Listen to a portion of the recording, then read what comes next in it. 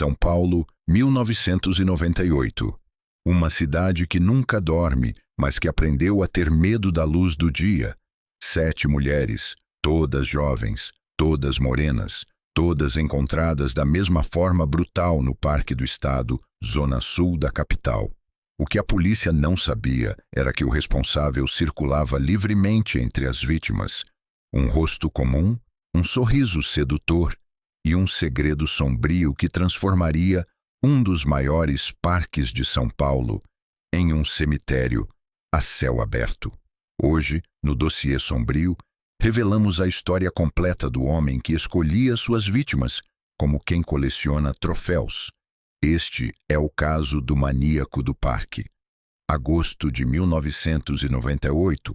Uma manhã comum se transforma em pesadelo quando frequentadores do Parque do Estado encontram o corpo de uma jovem entre a vegetação. Marcas de estrangulamento, sinais de violência sexual. A brutalidade da cena choca até investigadores experientes, mas esse era apenas o começo. Em menos de um ano, 6 outras mulheres seriam encontradas no mesmo parque, sempre morenas, sempre entre 19 e 25 anos, sempre assassinadas da mesma maneira metódica, quase ritual. A imprensa batiza o assassino de maníaco do parque. A população entra em pânico. Mulheres deixam de frequentar o local. O maior parque urbano de São Paulo se torna sinônimo de terror. Mas quem era o homem por trás desses crimes? Alguém que as vítimas nunca suspeitariam. Alguém que elas convidavam para suas próprias casas. Francisco de Assis Pereira nasceu em 1967, no interior de Minas Gerais. Aparência comum, educação básica. Nada em seu passado indicava o monstro que se tornaria. Aos 30 anos, trabalhava como motoboy na região da Avenida Paulista, coração financeiro de São Paulo. Mas Francisco tinha uma segunda ocupação, uma que alimentava sua obsessão. O padrão era perturbador. Todas as vítimas eram jovens, entre 16 e 25 anos. Todas tinham sido estranguladas. Todas apresentavam sinais de violência sexual. E todas haviam sido atraídas pela mesma promessa, uma carreira de modelo. A imprensa começou a perceber a conexão. Os jornais estampavam manchetes alarmantes. Serial killer ataca São Paulo. Maníaco age em parques da cidade. O pânico se instalava nas ruas. Mas quem era esse predador? E por que ninguém conseguia detê-lo? A resposta estava numa combinação fatal: carisma, manipulação e uma estrutura psicológica profundamente distorcida. O começo do pesadelo. Tudo começou em 1997, embora a polícia só descobrisse isso depois. Isaías, um catador de papel, estava no Parque do Estado quando encontrou o corpo de Rossana. Ela tinha apenas 20 anos. Foi a primeira vítima confirmada, mas não a primeira morte. Francisco de Assis Pereira nasceu em 1967, no interior da Bahia. Migrou para São Paulo ainda jovem, como milhares de nordestinos em busca de oportunidades. Tornou-se motoboy. Trabalho honesto, mas por trás da fachada, algo muito mais sombrio fermentava. Ele desenvolveu um método preciso. Abordava jovens em pontos de ônibus, terminais, lugares movimentados, sempre bem vestido, sempre educado. Mostrava cartões de visita falsos, falava sobre revistas famosas, sobre contratos milionários. Você já pensou em ser modelo? Tenho certeza que posso te ajudar. Para jovens de periferia, muitas delas sem perspectivas, aquela oferta era um sonho, uma chance de sair da invisibilidade, de ser alguém. Era uma armadilha. O ritual da morte. O padrão era sempre o mesmo.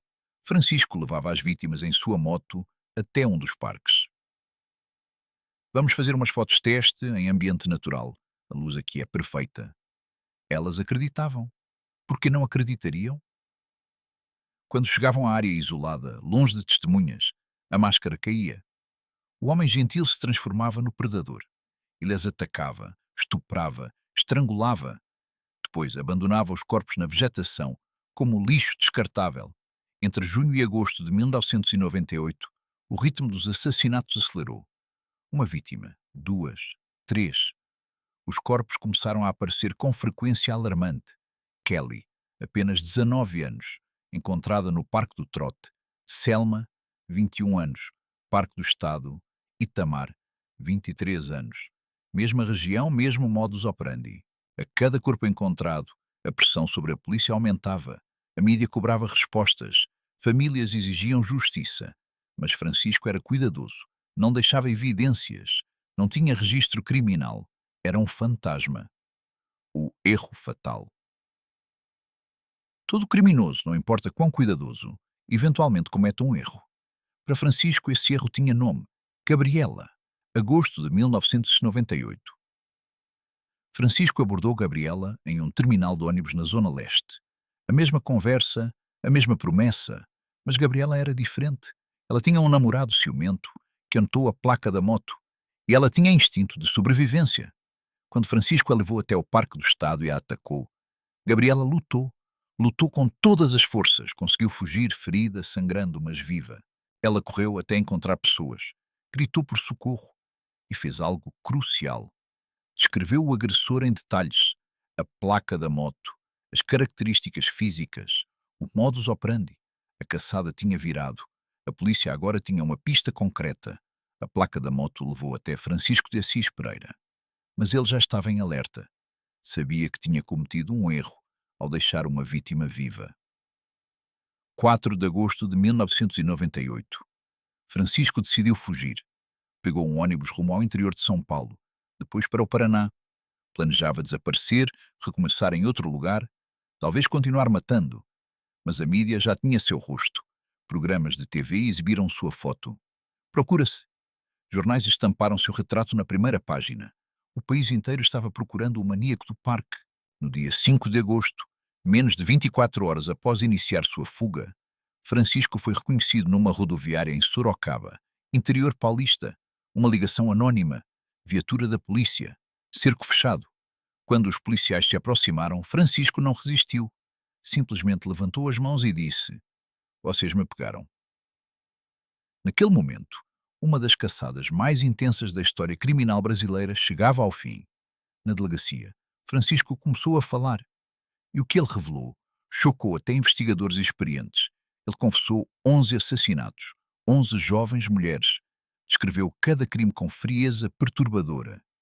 Os nomes, os lugares, os detalhes, como se estivesse relatando algo trivial. Mas foi na entrevista com psicólogos que a verdadeira natureza de Francisco emergiu. Ele não demonstrava remorso. Falava das vítimas como objetos. Dizia que precisava matar, que era um impulso incontrolável. Características clássicas de um serial killer. Ausência de empatia, comportamento predatório, escalada de violência, necessidade de controle absoluto sobre as vítimas.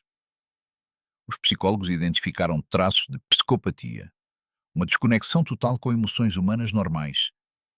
Para Francisco, aquelas mulheres nunca foram pessoas. Eram apenas meios para satisfazer seus impulsos. Durante o interrogatório, ele disse algo que gelou o sangue dos investigadores. "Eu sabia que era errado, mas na hora eu não conseguia parar. Era mais forte que eu." Não era verdade. Francisco tinha total controle. Ele planejava, escolhia, executava. A frieza com que agia provava isso. O que ele não tinha era o que nos torna humanos: empatia. O julgamento de Francisco de Assis Pereira começou em 1999. As evidências eram esmagadoras, confissões detalhadas, depoimento de Gabriela, a sobrevivente, perícia forense conectando os crimes. A defesa tentou alegar insanidade mental, mas os laudos foram claros. Francisco era plenamente capaz de entender suas ações. Ele escolheu matar. Em novembro de 1999, Francisco foi condenado. A sentença: 271 anos de prisão, pelos crimes de homicídio qualificado, estupro e ocultação de cadáver. Claro, pela lei brasileira, ele cumpriria no máximo 30 anos.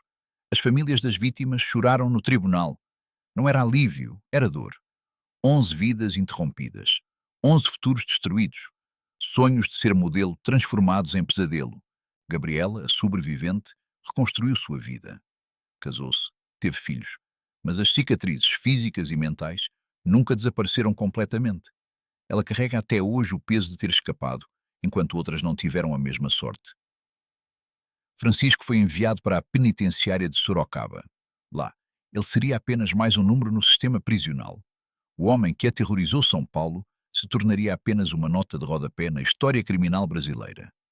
Mas sua história deixou marcas profundas. Hoje, Francisco de Assis Pereira permanece preso. Ele tem direito à progressão de regime eventualmente. Pode, um dia, caminhar livre pelas mesmas ruas onde caçou suas vítimas. Esse pensamento é perturbador, mas há algo ainda mais inquietante que precisamos considerar. Francisco não era um monstro óbvio. Ele era educado, trabalhador, carismático. Sabia exatamente o que dizer para ganhar confiança. As vítimas entraram voluntariamente em sua moto porque ele parecia seguro. Quantos Francisco existem por aí? Quantos predadores vestem a máscara da normalidade enquanto planejam seu próximo ataque? Quantas pessoas que cruzam seu caminho diariamente têm essa escuridão interior escondida? A verdade é que serial killers raramente parecem monstros. Eles parecem pessoas comuns. É isso que os torna tão perigosos. E é por isso que este caso nos assombra até hoje.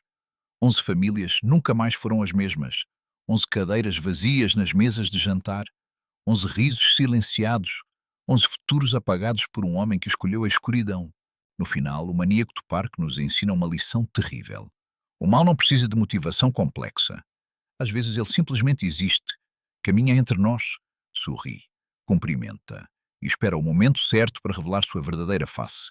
Esta foi mais uma história do dossiê sombrio, onde os arquivos mais sombrios do crime brasileiro são abertos, onde a justiça nem sempre prevalece e onde a linha entre o humano e o monstro é assustadoramente fina. Se você chegou até aqui, se inscreva no canal, ative o sininho, porque toda semana descemos mais fundo nos abismos da natureza humana. Até o próximo dossiê. Se é que você conseguir dormir depois desta história. 1. Dark Park Night Fog. 2. Crime Scene Tape Forest. 3. Vintage Motorcycle Highway Noir. 4. Prison Bars Shadows Dark. 5. Empty Swing Park Abandon. 1. Leva vítimas. Parques DSP. 2. Ele prometia fama, trazia morte. 3. O Predador dos Parques. Título: O Maníaco do Parque.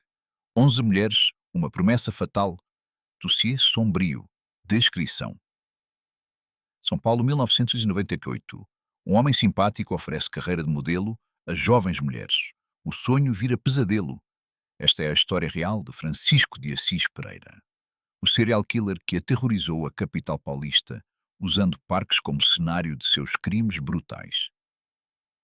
Neste episódio do Dossiê Sombrio, investigamos como um motoboy se tornou um dos piores serial killers brasileiros, o método de sedução usado para atrair vítimas, a sobrevivente que ajudou a capturá-lo, os 271 anos de sentença e o que aconteceu depois. Atenção! Este vídeo contém descrições de crimes reais e pode ser perturbador para alguns espectadores. Recomendado para maiores de 18 anos.